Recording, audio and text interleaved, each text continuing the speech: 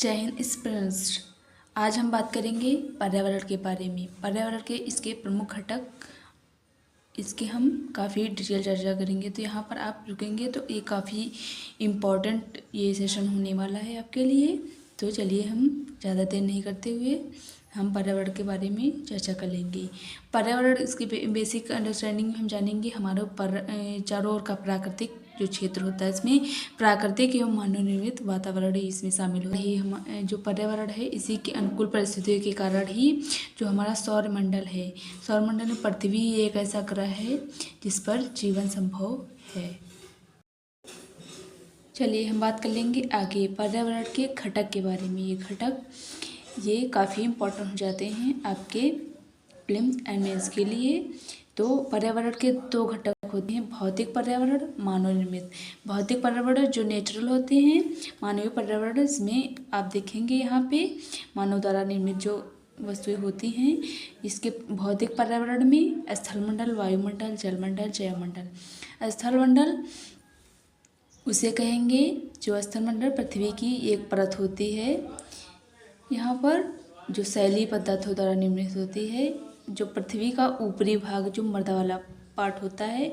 वायुमंडल की वह पतली परत होती है वायु की, जो हमारे पृथ्वी को चारों ओर यहाँ पर वायु यहाँ पर घेरे हुए है।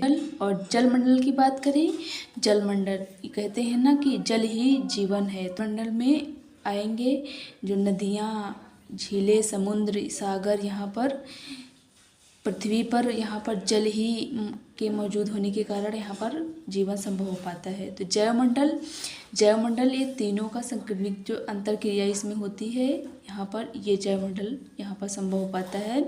और मानव निर्मित में देखेंगे आप इमारतें, सड़कें, रेल लाइनें, और यहाँ पर ये देखेंगे उद्योग धंधे, इससे यहाँ पर ये पॉल्यूशन वगैरह इससे रिलेटेड हो जाते हैं अन टॉपिक। तो ये मानवीय पर्यावरण के अंतर्गत आएंगे। इसमें ये सवाल हो जाता है कि मानवीय क्रियाओं के कारण जो हमारा पर्यावरण है इसमें क्षति हो रही है, तो यहाँ पर पर्यावरण की सुरक्षा करनी चाहिए।